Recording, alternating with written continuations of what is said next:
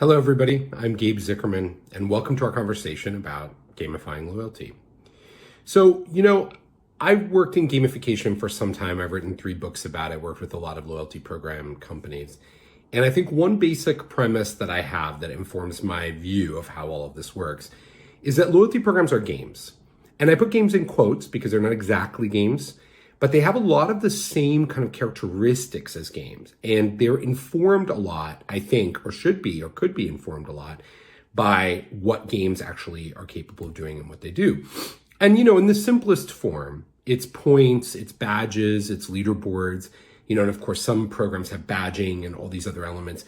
So it's sort of like, if it talks like a duck and walks like a duck, it's probably a duck. Kind of thing. So, there's a strong connection between loyalty programs and games. And in fact, in my work in gamification, loyalty informed a great deal of my sort of philosophy and the research that I did. And that's because when I was younger, in my youth, loyalty programs were really a lot of fun. And I know what you're thinking. He doesn't look that old. What was your youth, 2 years ago? You're right. I'm not that old, but actually I am. So the fundamental thing about it is that when you first start out, and I'm not saying this globally, I'm not saying this for any particular user persona in mind, but when most customers begin their loyalty journey, at the very beginning, that journey really is a lot of fun. And, it's really sort of exciting. And then fairly quickly, that experience starts to become hard.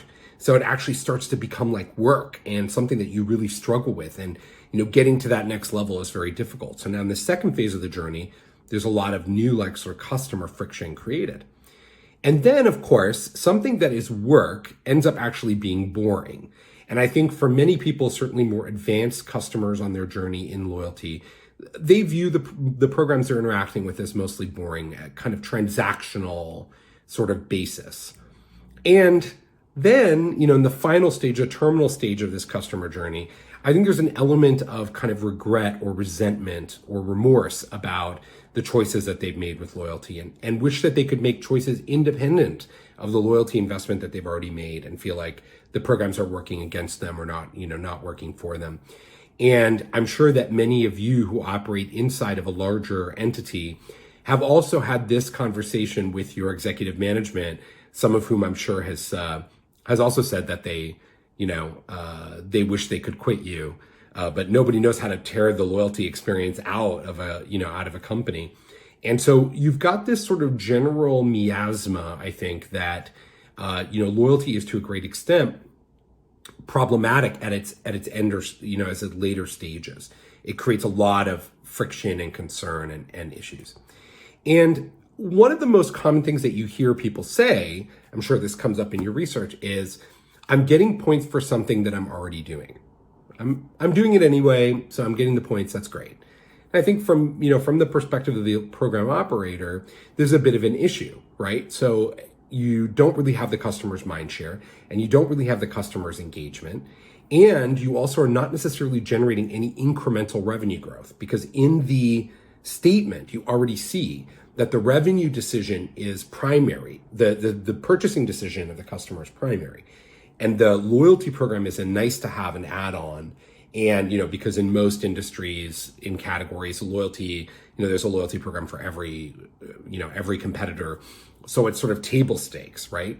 And you don't have engagement, you don't have mind share, and you're not getting incremental revenue. And all of those things, I think, create problems for the business. Now, the video game industry, and periodically throughout this, I want to share some of the insights of the video game industry with you because I think they're instructive. The video game industry has figured out how to make this work. So for example, Crossy Road, which is a game that you can see there on the slides. Crossy Road was once one of the most popular games in the world. And today it still has millions of players, but it's not in the top 10 lists anywhere. It's no longer, something that people talk about on social media or that gets written up in the press or whatever. But they still have kind of millions of players. And what they realize is that over time, their game is a sort of time filler game. So if you want to be in this category where your loyalty interaction is a transactional experience for users that doesn't have any sort of incremental benefit or opportunity, then I would say, probably one of the ways you need to start thinking about that is that your experience is a time filler. It's something to do when the user is not doing something kind of more important or useful. And the second kind of output statement that you hear a lot is, I'm going to game the system to make it more interesting. And this is often people at the top end of the play, ones who are activated for this particular reason. And of course, this costs you margin. So these customers are, eating into your margin by playing the game to its extreme level. And you also are losing alignment with the customer. So their intent of interacting with you is different from your intent of interacting with them. And therefore, eventually their satisfaction starts to fall and it creates all kinds of conflict. Now, I don't need to tell you about this too much because, as you probably are aware, and I've been a long time user of, there's a whole ecosystem of communities and people who are dedicated to maximizing loyalty, but really it's about finding the corner cases and the end runs and the ways to, optimize. And so a whole sort of cottage industry has grown up trying to help loyalty program, users kind of maximize their opportunities. But what you see is that the advanced players, who are often the bloggers that start this or the writers who write about it, the advanced players are playing a completely different game. They're optimizing which Amex card they're going to pull out for a specific transaction where the average user is like, But those players are actually important. And in the video game industry, we call those whales, those players at the top of the game. They're very, very important to video game companies. And in fact, rather than being something that they are frustrated by, rather than being something that they're concerned with, what they actually do is develop experiences that are explicitly for this whale audience, for the more knowledgeable and experienced player. So they're unique experiences that are just for them. And if you get up to the elite levels of various, especially multiplayer games, you'll see special items and achievements and so on that are unlocked, gameplay changes. So rather than trying to, create a kind of, allow those people to kind of game the system or play against it, the game companies really try to co-opt them and bring them into a different experience while keeping them engaged. And so in a way, at the beginning of when I started to talk about gamification, back in 2008, 2009, I was expecting the loyalty industry, frankly, to be further along. And I don't mean this in a kind of complainy or judgy sense, but just that, gamification and loyalty really have this inextricably linked viewpoint that are very synchronous. But I think we're reaching a point where there's a bit of a fork in the road between what you could call the traditional transactional loyalty future and the customer engaged interactive loyalty future. And that future looks a lot more like games. And so I think, it's important to talk about some of these examples. And I want to talk about some of the design patterns and strategic approaches that are being used by the games industry that can be applied to loyalty. So the first one is that games deal extensively in virtual items. Most successful multiplayer games, especially on mobile, today don't charge any money whatsoever. You don't need to pay anything to buy in. You just play, and then eventually you start buying virtual items. And those virtual items that you're buying are redemptive, sort of inside the game, right? So everything stays inside the game. There's no tangible redemption typically in most of these games that costs money.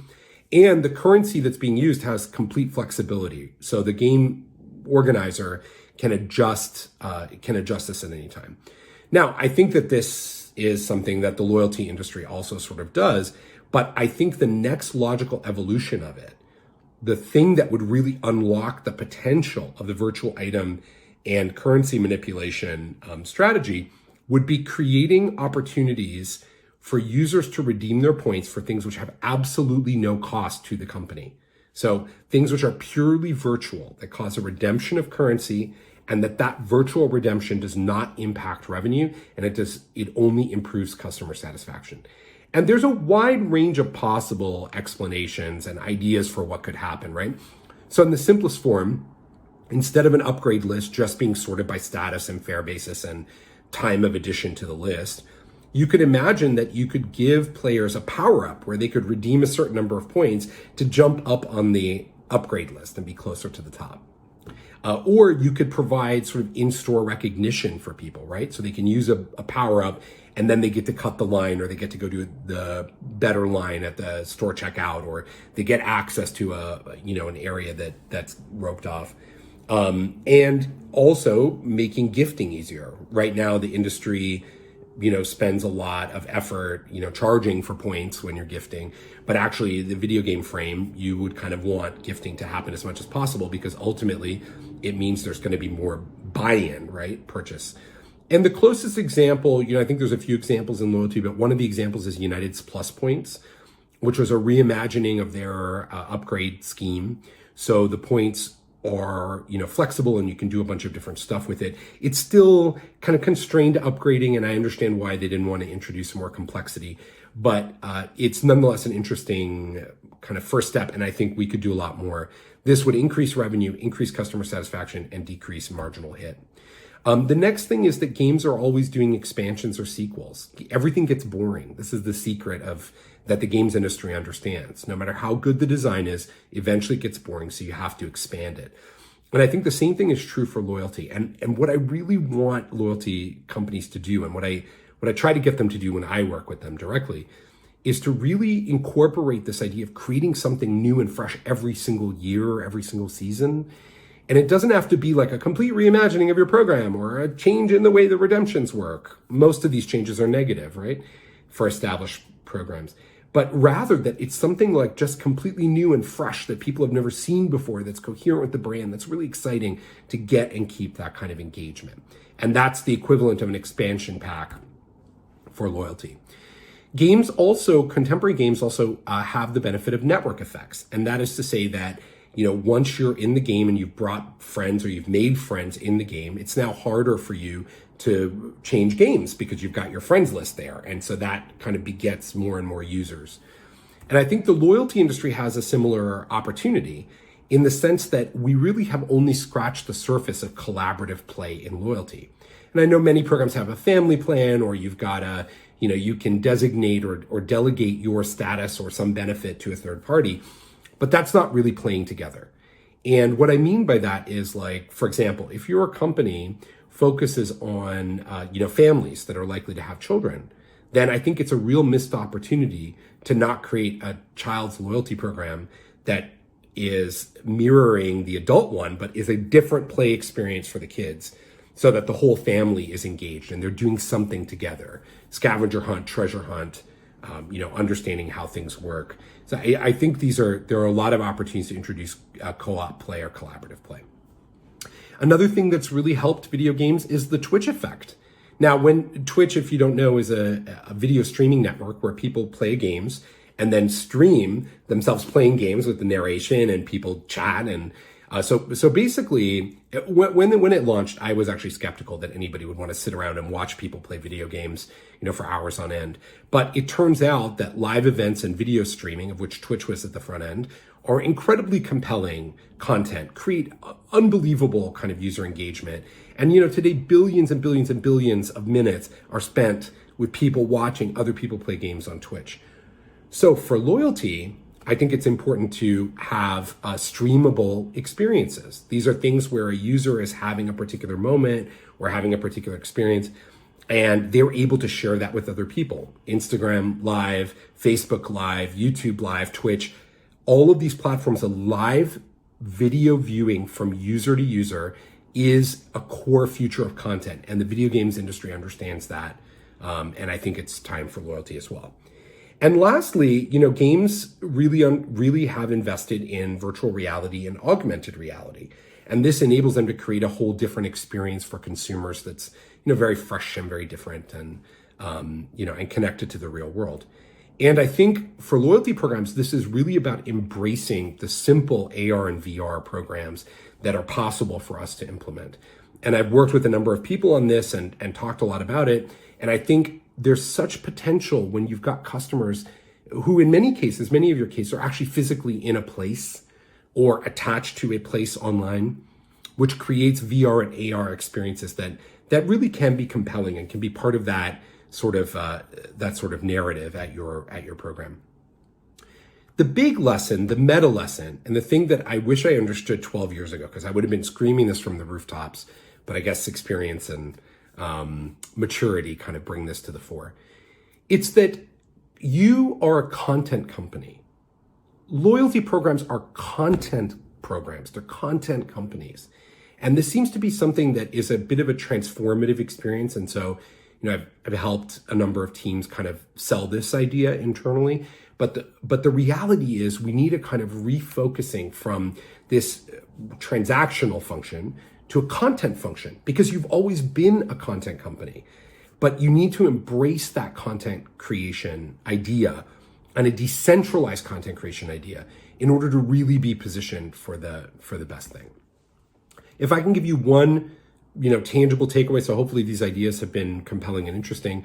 The most tangible takeaway I would give you is you need to bake new content creation and gamification cycle into your annual planning or your cyclical planning so that every single year there's an opportunity to create something new and create something engaging. And that's something that I advocate everybody to do, whether you work with me or somebody else, or just do it internally. Something new every year, gamification in a cycle. Because remember, no matter how fun the game is, eventually it becomes boring. Eventually it becomes work. Eventually the customer wants to quit you. And the last thing that I want you to do is do that. So keep it fresh and fun. My name's Gabe Zichermann. You can follow me on social media at GZICHERM.